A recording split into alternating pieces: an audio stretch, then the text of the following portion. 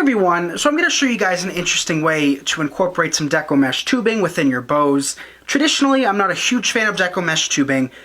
Most likely is because I've used it so many times once I got started that I'm kind of out of that phase, but I have seen it quite a bit lately, and I thought I would incorporate it into a design simply because it is a unique texture, and they are so readily available in so many different colors. These ones actually came from the Dollar Tree. They are only $1 a pack, so an extremely good deal if you're in a pinch and have to use them. Typically, if you purchase from other wholesalers, they're about $5 to $7 a pack, which is a little bit more expensive, obviously, but you do get more deco mesh tubing per those rolls. I think they come in 20-yard rolls versus 10, and also the quality is a lot better. As you guys know, what you pay for, you get in quality. So these are inexpensive, but they do have a tendency to have kinks throughout the entire cluster of it. So let me see if I can find any right now, but sometimes what they have is little creases here where they may have gotten burnt when they're being made. This one looks like it's pretty good, but we may end up using some of the silver, which may or may not have a little kink in it, which is okay since you are only paying $1. But you do want to keep in mind that if you are designing a wreath and you need a large piece of it, if there is a kink halfway down it or in the loop portion of it, it does take away from your wreath, and it does look rather cheap if the deco mesh tubing isn't perfect. So if you do purchase from a wholesaler or an online source, you do end up getting better quality. But today what we're going to be doing is using some 4th of July ribbon to design a pretty bow using some deco mesh tubing. Feel free to choose whatever 4th of July ribbon you want. I decided to just quickly talk before we actually make the bow to tell you guys to take advantage of off-season products. You know, right now it's Easter, so more than likely you won't see any reds. But if you are able to find a cobalt or navy blue, those work perfectly for the 4th of July. Same with Christmas. If you have a solid red ribbon or a solid white or silver or a blue, and you get it at a reduced cost, you can use them throughout different holidays every year. So just be frugal and shop smart and use holiday ribbons that aren't specifically for the holiday. Any ribbon will really do. Any red ribbon for Valentine's Day or whatever, if you purchase those at a reduced cost, feel free to use them for 4th of July or other seasons because you are ending up saving money and the design will be the same since you are using just generic colors. So I went ahead and pre-cut my ribbons. As many of you guys know, I have a preference for solid ribbons and I also have a preference for 1.5-inch ribbon. That's just my own thing. But feel free to use 2.5-inch ribbon or 1.5-inch ribbon. You truly can mix it up whatever you want. You could do 1 2.5, 2 1.5 like I'm doing, or all 3 2.5, or all 3 1.5. It's totally up to you. But whatever you do decide to do, make sure that if you do purchase a printed ribbon where it might have a saying that says 4th of July or Happy Holidays or whatever, just make sure that you're only using 1 or 2 of those. I typically like to use one fancier ribbon that may have a saying or so, followed by some solids. So here we just have 2 solid stripe ribbons. You could have also substituted it for 1 solid complete color. So feel free to mix it around, but just stay within 1 or 2 of the printed ones that may have sayings or a fancy design like these glittery stars right here.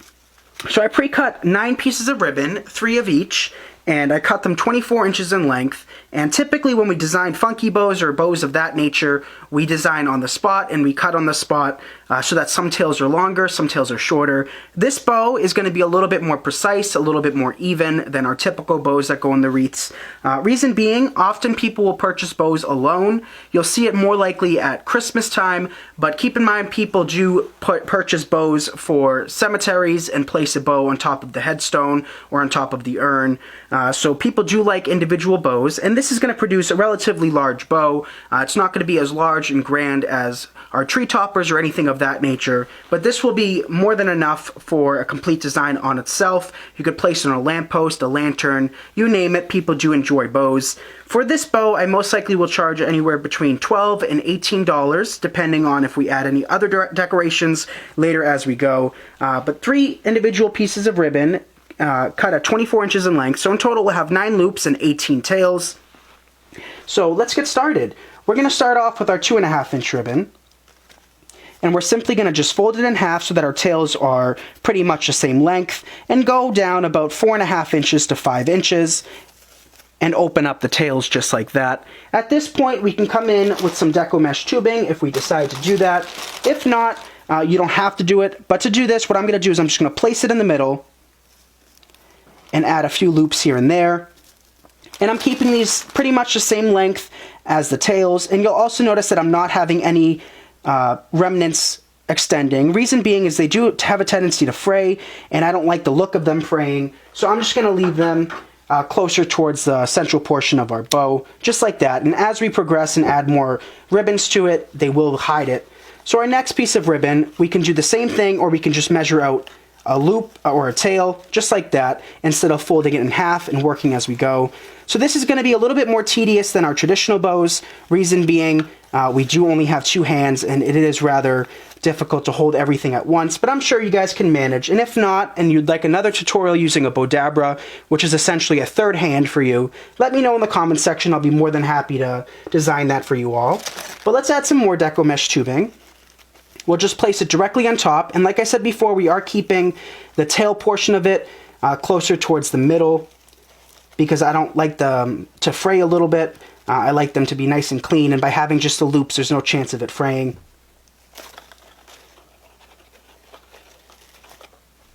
And then we'll snip it off again. And we'll come back in with our third color. And as you can see, I'm alternating the sides where we place them. But the most important part when designing these bows is to make sure you completely twist your ribbon around. Same goes for all bows, or else your printed side that you want showing won't be revealed. So just keep that in mind. And separate them as you go.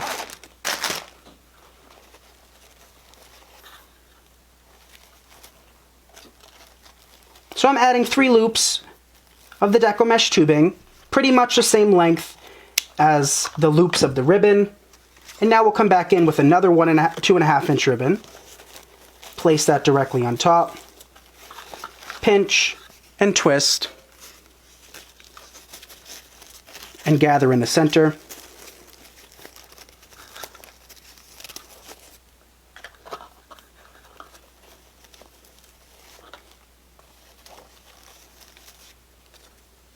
This deco mesh tubing only had a little bit left over, and that's perfectly fine. You don't have to use 3 loops every time you add it.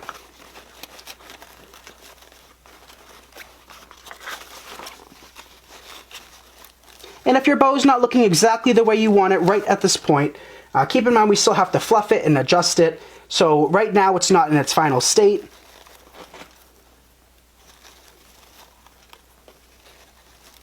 And you could add as many deco mesh tubing colors as you want. I typically recommend you stick in with the 3 color, the red, white, and blue. You could be adding some silver as well. Silver is a great alternative for white. Now we'll come back in with the red stripe. And this red stripe I've used many times within the group for Christmas, for Valentine's Day. We've used it in the past. And it's one of those ribbons that's perfect for multiple holidays. It's just a generic red and white. It's great for candy cane themed wreaths. You name it, it works for it.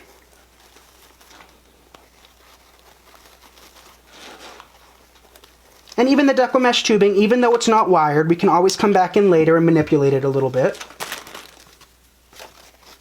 So of course, the more you add, the more difficult it is to hold. So again, if you guys do want to see a tutorial using the Bodabra, which is simply just an extra hand, let me know in the comments section and I'll be more than happy to show you all. We'll add a little bit more of the blue.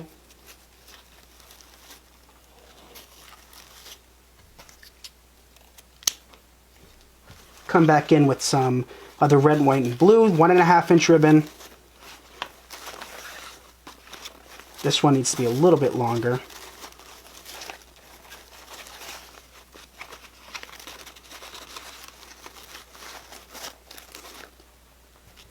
And then we'll just add 1 more of the deco mesh tubing and come back in with our final ribbon.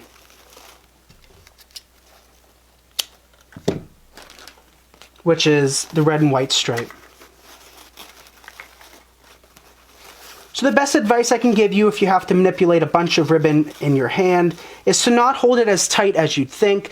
It might look like I have a super heavy grip on this, but I actually don't. The more you make bows, the looser your grip will be, and you'll get more comfortable with it.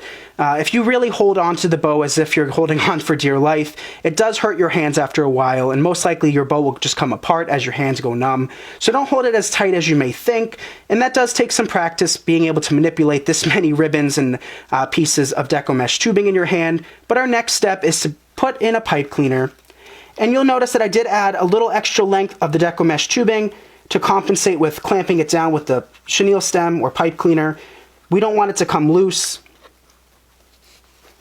So we'll just weave our pipe cleaner through, making sure that we have all of the loops and all of the deco mesh tubing within.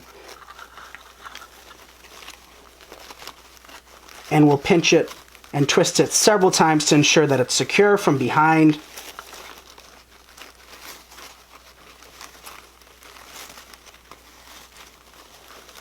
And here we have our bow. Doesn't look like much, but our next step is to begin fluffing it. So before we fluff our bow, I just want to give you guys a quick rundown for the item numbers and the estimates towards prices. These ribbons are typically inexpensive. This one ran no more than about $3.50, and they have these in all sorts of colors. Typically their most used style is for sports themed wreaths, where it's one color on one side and the other color in the middle. So basically two colors in one piece of ribbon. This one has three. This one came from either Trendy Tree or Craft Outlet. They will carry all of these ribbons, both of those locations. And as you guys know, I do have a love for Trendy Tree. The people behind it are just extremely amazing. So if you can shop local or shop small businesses before bigger businesses, I definitely recommend it. And I definitely recommend Trendy Tree and their products. So the item number for this is SP578-9-01. If you just type in 4th of July ribbon on trendytree.com or craftoutlet.com, all of these different styles will pop up, as well as different styles as well. So the 2.5-inch ribbon, which is a solid red canvas with glittered blue stars and kind of a navy to cobalt blue. This item number is RG0166524. This one is probably one of the more expensive 4th of July ribbons, most likely retailing for about $6 or $6.50 a roll, but still a great value since you have such high quality ribbon like this, and a little does go a long way. We used 3 sets of pieces that were 24 inches in length, so just basically 6 feet of that.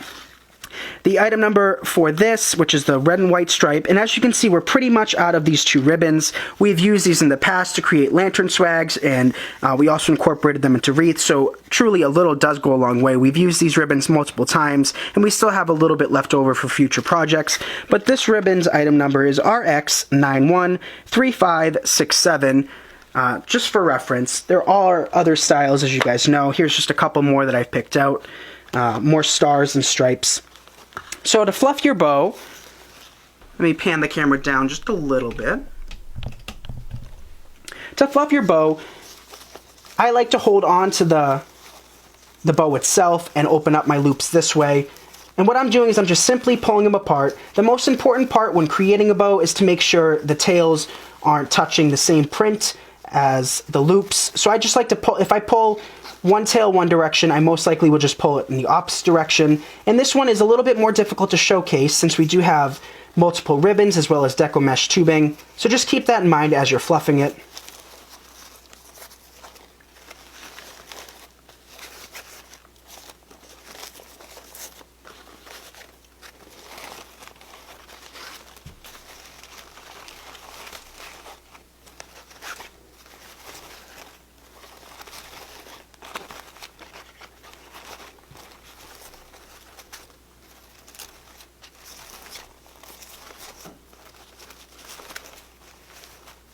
So you could make 3 of these bows and place them within your wreaths. That'd be very pretty. Or you could just sell these all on their own. People do love to purchase singular bows. And if you do have 2 tails that are a little bit longer, you may have reduced the size on the opposing side, or it just might be a little bit longer on this side. You can just snip that short. We are trying to keep this bow as rounded as possible. So if you do have any of those tails where you may have cut the ribbon a few inches longer, just snip them off.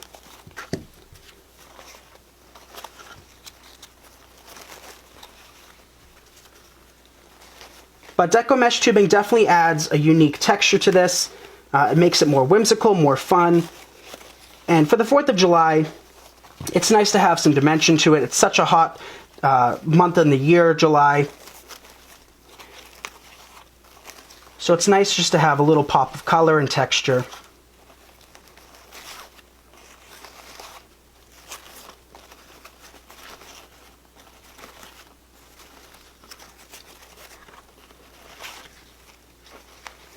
But even these would be perfect on top of presents, not necessarily for the 4th of July, unless you know somebody actively in the military or a veteran.